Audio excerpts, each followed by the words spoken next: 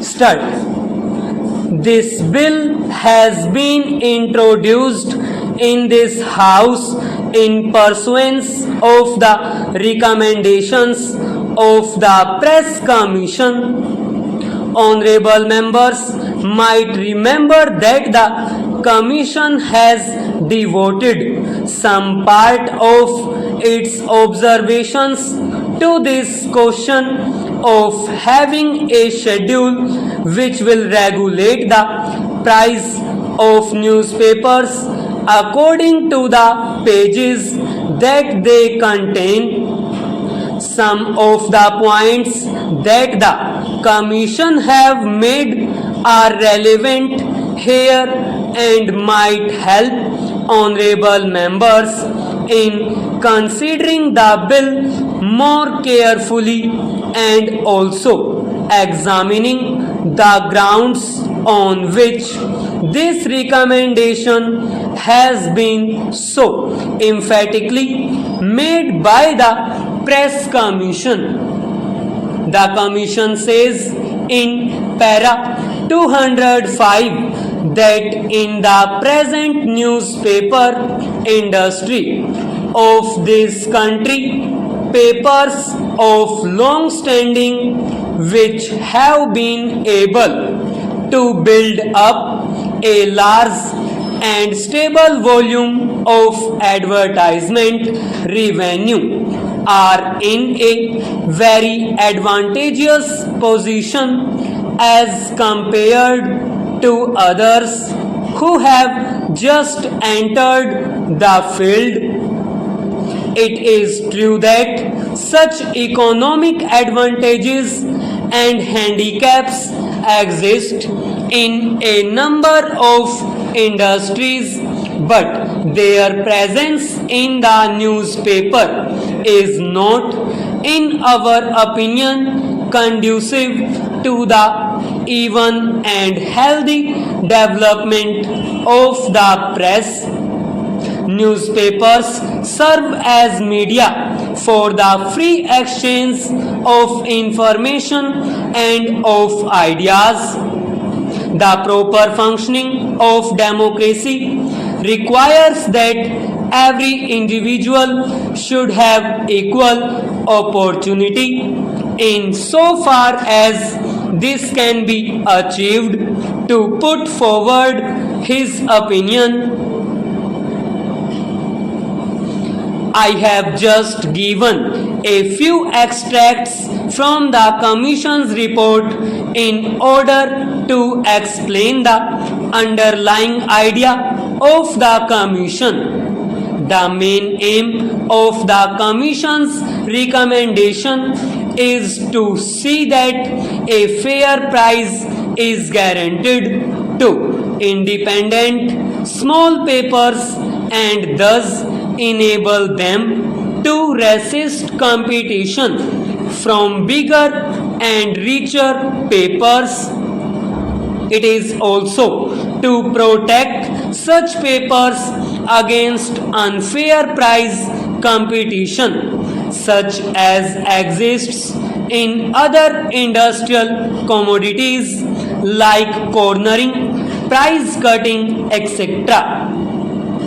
It is the Commission's contention that though such practices might be tolerated within a certain limit in other industries, it should not be so in the press industry, where we have the medium of expression of public opinion and where cornering by a person or a group of persons of this medium would mean the passing of this medium into the hands of a few persons and their monopolizing the medium of public opinion and throttling the expression of opinion by others who would like to place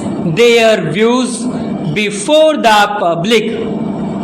This, in their opinion, would be practically amounted to a denial of the freedom of expression, and it is in that light that they have made this recommendation.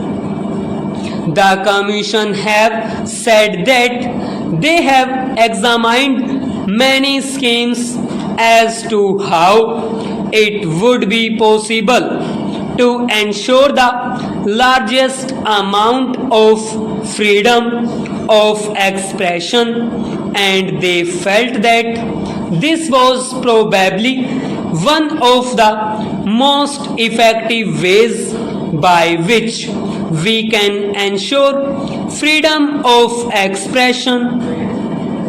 I would like here to mention that when the Commission's report came out, the government had discussions regarding those recommendations, and the recommendation regarding price pays schedules was also one of those important recommendations which were discussed with a number of organizations which were concerned with the newspaper industry. The All India Newspaper Editors Conference, the Indian Federation of Working Journalists, the Indian Eastern Newspapers Society, the Indian Language Newspapers Association, and also a large number of individual newspaper editors and proprietors were consulted. The discussion took place many times, and the pros and cons of this question were thoroughly discussed. We found that the majority of the members were very much in favor of some such legislation and restriction. There is no doubt that some of the papers were against it, but that was to be expected. Afterwards came the debate in Parliament on the Press Commission's report, and government found that in the discussion in both the houses there was a very strong opinion, I would say a strong majority opinion, that some such legislation on the lines of the recommendations of the Press Commission should be undertaken by the government. Here I would like to mention one or two things regarding the question of the price pays schedule and the pros and cons of the advantages or disadvantages of a schedule.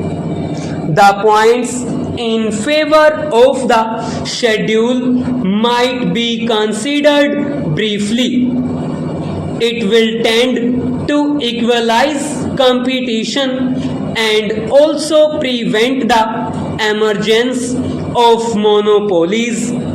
Secondly, it will also relax the control of big advertising interests on newspapers, and in that sense generally make them more independent.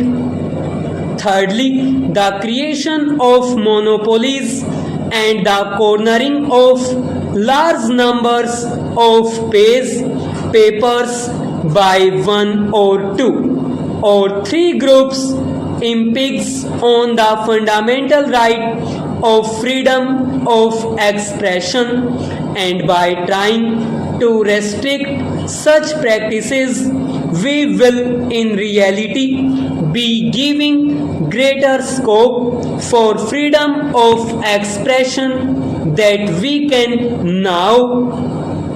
These were the main things which we had in view in the discussions with the newspaper interests.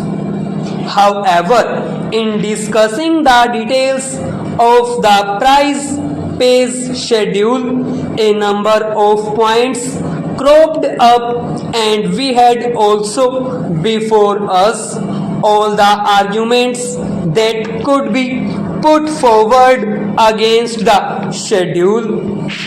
We certainly carefully consider all of them.